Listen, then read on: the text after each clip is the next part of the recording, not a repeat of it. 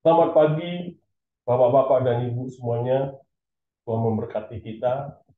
Bagaimana Bapak-Bapak Ibu semuanya, para profesional? Ya, mari kita berdoa sebelum kita membaca teks kita. Ya Tuhan Bapa, berkatilah kami Tuhan, buka hati dan pikiran kami Tuhan, supaya kami dapat memberikan firman-Mu yang baik ini, dan turunkanlah Roh Kudus-Mu Tuhan, supaya kami mengerti apa yang dimaksud dengan Roh Kudus-Mu ini. Terima kasih Tuhan Yesus. Amin. Baik, nas kita hari ini diambil dari 2 Samuel 22 ayat 1 sampai 7. Demikian bunyinya. Daud mengatakan perkataan nyanyian ini kepada Tuhan pada waktu Tuhan telah melepaskan dia dari cengkraman musuh semua musuhnya dan dari cengkraman Saul. Ia berkata, "Ya Tuhan, bukit batuku, kubu pertahananku dan penyelamatku, Allahku, gunung batuku, tempat aku berlindung, perisaiku, tanduk keselamatanku, kota bentengku, tempat pelarianku, juru selamatku.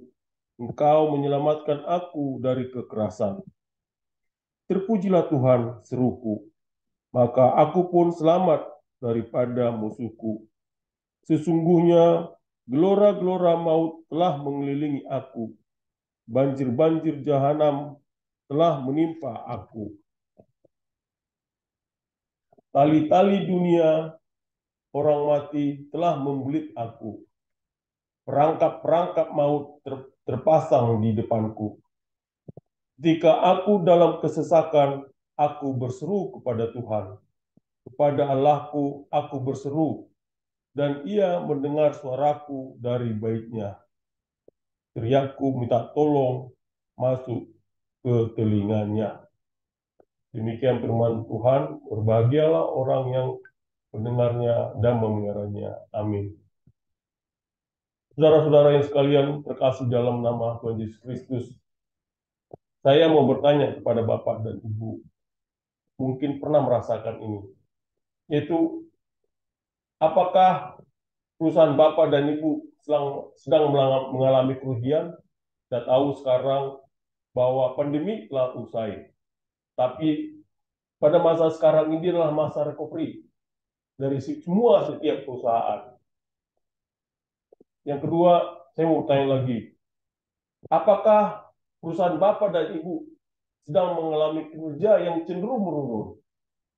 Karena masa pandemi ini sangat sulit mendapatkan keuntungan, sehingga kinerja dari keuangan Bapak dan Ibu cenderung menurun. Juga mungkin saya akan bertanya lagi, apakah Bapak dan Ibu karena kalian kondisi sekarang menjadi frustasi dalam keadaan sekarang ini? Memang yang sudah kita lalui ini sangat berat, Bapak Ibu yang memiliki sebagai punya perusahaan dan juga seorang pimpinan perusahaan. Dan juga mungkin di proyek pada saat sekarang ini sangat sulit gitu ya, untuk mendapatkan proyek atau minta pekerjaan atau sudah melakukan kerjaan proyek tapi proyeknya itu tidak kelar-kelar. Karena apa? Karena sulitnya mendapatkan keuangan, pendanaan dari proyek tersebut. Mungkin hal ini akan membuat bapak-bapak di dalam pimpinan sebuah perusahaan atau sebagai seorang manajer akan merasa frustasi, tidak tahu apa yang akan dilakukan. Karena apa? Karena saking banyaknya penderitaan, saking banyaknya utang, dan juga saking banyaknya masalah, sehingga ketika Bapak pimpinan dari suatu perusahaan atau manajer proyek mendapat tekanan dari pemilik saham, sehingga Bapak akan merasa frustasi dan merasa sendiri. Bagaimana cara untuk mendapatkan hal ini? Nah, di sini Bapak dan Ibu yang terkasih di dalam nama Tuhan Yesus, di firman Tuhan pada 2 Samuel 22 ayat 1 sampai 7 ini kita diingatkan oleh firman Tuhan ini seperti juga dialami oleh Raja Daud, di mana dari nas yang kita bacakan adalah perasaan Raja Daud yang berada pada saat itu di titik terendah. Ketika itu Tuhan sudah memberikan dia tahta kerajaan. Tapi pada saat tertentu dia merasa ada masa-masa dia, kalau kita pelajari di Samuel ini, bukan terutama di 2 Samuel, kita lihat di 2 Samuel 1-7 itu adalah menceritakan masa kemenangan Raja Daud, di mana pada saat itu Raja Daud mengalahkan musuh-musuhnya, mengalahkan Goliat. Dan pada 2 Samuel 11 itu Daud jatuh ke dalam dosa, yaitu dia mengambil bukan istrinya. Yang ketiga, yaitu pada 2 Samuel 13-20 itu disebutkan bahwa Daud berada dalam kesulitan. Setelah berbuat dosa, dia merasa bahwa dia itu sudah jatuh ke dalam dosa, sehingga dia sangat menurun prestasinya. Dan keempat adalah di 2 Samuel 21-24, yaitu adalah masa ketika Daud menulis apa saja yang telah dilakukan dan sebagai kata-kata terakhir sebagai seorang Raja Daud. Saudara-saudara yang sekalian, itu bahwa di sini masa kehidupan Raja Daud sama seperti apa yang kita alami. Ketika kita merasa tinggi, pada saat kita merasa tinggi, kita merasa jatuh ke dalam dosa. Setelah jatuh ke dalam dosa, sehingga kita terjadi decline, penurunan, merasa penurunan. Dan ini kita menjadi suatu introspeksi kepada diri kita sendiri, supaya kita setelah kita jatuh ke dalam dosa, seperti yang dialami Daud, dia merasa sendiri. Dan setelah itu, di ayat 22 ini, di 2 Samuel 22 ini, disebutkan di situ dia merasa berterima kasih, mengucapkan rasa syukur, dan dia merenung apa yang telah dikerjakan selama masa hidupnya, sehingga dia tahu bahwa dia adalah seorang manusia yang lemah dan seorang manusia yang penuh tuntunan Tuhan. Dalam hal ini kita diajari bahwa dia satu ini ada Raja Daud punya rasa syukur. Itu juga tertulis di dalam Mazmur 18, di mana Tuhan melakukan intervensi di dalam hidupnya. Kita dapat bayangkan bapak-bapak dan ibu, ketika kita selalu mengharapkan kehadiran Tuhan di dalam hidup kita, Tuhan masuk ke dalam diri kita. Tuhan berintervensi ke dalam diri kita, sehingga Tuhan selalu memberkati kita, selalu menemani kita.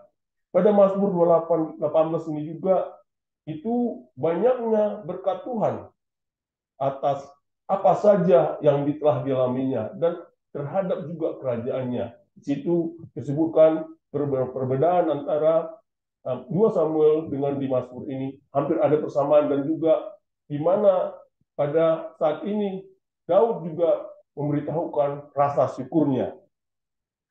Disebutkan bahwa nyanyian syukur tidak hanya nyanyikan oleh Raja Daud, tapi juga siapa saja yang telah mendapatkan berkat hingga mendapatkan posisi yang paling tinggi.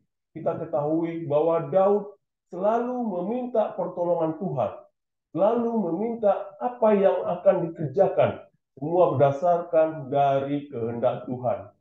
Kita tahu bahwa Daud adalah seorang gembala kecil, seorang yang tidak memiliki apa-apa. Dia diangkat Tuhan menjadi seorang raja. Bapak dan ibu juga akan mengalami hal yang sama ketika bapak dan ibu diangkat oleh perusahaannya menjadi seorang manajer, seorang pimpinan perusahaan. Sehingga ketika bapak dan ibu pada posisi sekarang, dengan banyaknya uncertainty, ketidakpastian, sehingga bapak dan ibu akan merenung apa yang Tuhan telah berikan kepada bapak dan ibu. di sini juga menjelaskan bahwa di ayat 1 ini ada pertolongan Tuhan atas Daud, yaitu Daud dapat mengalahkan Goliat, Daud terhindar dari kejaran Raja Saul, Daud mendapatkan semangat dari Tuhan atas kemundurannya, dan Tuhan memenangkan Daud dari semua musuh-musuh Israel. Tuhan juga membebaskan dari Absalom, dan Tuhan Allah membebaskan Daud dari nafsu dosa yang dibuat oleh Daud sendiri. Nah, di sini dari pengalaman-pengalaman hidup seorang Daud, dia merenung apa yang telah dilakukan. Sehingga di dalam hal ini, dalam kehidupan Bapak dan Ibu, para pimpinan maupun para manajer di sebuah perusahaan, Bapak dan Ibu pasti mengalami hal ini. Apa yang telah Raja Daud alami. Tentu di samping kita menyerahkan diri dari segala kerendahan hati kepada Tuhan, di sini saya coba mengambil ada 3 strategi yang dapat dibangun Bapak dan Ibu agar perusahaan Bapak dan Ibu lebih tangguh dari terpaan krisis. Yaitu saya coba ambil dari McKinsey, yaitu pertama adalah adanya keseimbangan antara pertumbuhan dan efisiensi. Saudara-saudara yang terkasih dalam Tuhan Yesus Kristus, Bapak dan Ibu sebagai pimpinan perusahaan, sebagai manajer, juga apa yang telah dialami oleh Raja Daud, mungkin ada yang telah dihadapi oleh Bapak dan Ibu. Mulai dari mencapai kemenangan yang tinggi, sehingga terjadi ada stagnasi karena melakukan kesalahan. Akibat kesalahan itu terjadi decline, menjadi penurunan. Dan sekarang pada masa membangkit lagi, sehingga Bapak dan Ibu membutuhkan suatu pertolongan. Apa yang harus dilakukan di sini? Disebutkan adanya keseimbangan antara pertumbuhan dan efisiensi. Dalam perusahaan Bapak dan Ibu disebutkan bahwa untuk memastikan setiap orang itu harus selaras dengan yang seimbang antara pemotongan biaya dan juga pertumbuhan. Di mana dalam hal ini mungkin Bapak akan melihat dari secara cash flow perusahaan Bapak dan Ibu terjadi ada minus, sehingga dengan supaya dia terjadi ada pertumbuhan yang positif, Bapak mengalahkan biaya-biaya. Biaya-biaya inilah yang Bapak coba alami. Nah, untuk mendapatkan ini, Bapak dan Ibu mencoba untuk melakukan keseimbangan. Dan biarkanlah Tuhan untuk memberikan petunjuk Bapak dan Ibu supaya Bapak dan Ibu bisa menyeimbangkan antara biaya maupun efisien dan juga pertumbuhan di sini. Kedua, itu adalah proses yang terintegrasi didasarkan pada prioritas bisnis. Sehingga Bapak dan Ibu pada saat sekarang ini memiliki prioritas bisnis. Prioritas bisnis apa yang Bapak lakukan pada hari ini dan juga di masa mendatang akan Bapak lakukan, bagaimana proses itu terintegrasi. Misalnya adalah apabila ada sebuah bank global menetapkan tujuan perusahaan dan karyawan pada garis waktu yang sangat berbeda, serta ada jarak waktu hampir 6 bulan. Nah, untuk mengatasi hal ini, perusahaan secara radikal mendesain ulang prosesnya untuk menghubungkan penetapan tujuan organisasi dan karyawan. Nah, di sini harus hati-hati ketika Bapak mau riset ulang hasil bisnis Bapak, bisnis plan Bapak. Untuk itu, di sini diajarkan, berikanlah itu, berdoalah kepada Tuhan, supaya Bapak dan Ibu diberi bimbingan oleh Tuhan untuk menetapkan proses bisnis plan yang akan dilakukan kembali agar pertolongan Tuhan dalam melanjutkan atau menjalankan perusahaan dan Bapak dan Ibu, ada Tuhan yang ada hadir di situ.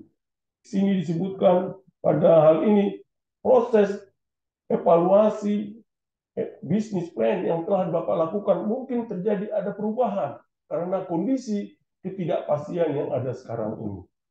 Yang ketiga, Bapak dan Ibu perlu ada transparansi atau dialog 2 arah dengan karyawan. Bapak dan Ibu yang kami kasih dalam Kristus Yesus, Bapak dan Ibu pasti mengalami ini. Banyak sekali perusahaan-perusahaan jatuh karena tidak ada transparansi. Karyawan tidak mendapatkan informasi yang baik dan juga pimpinan tidak memberikan informasi yang baik.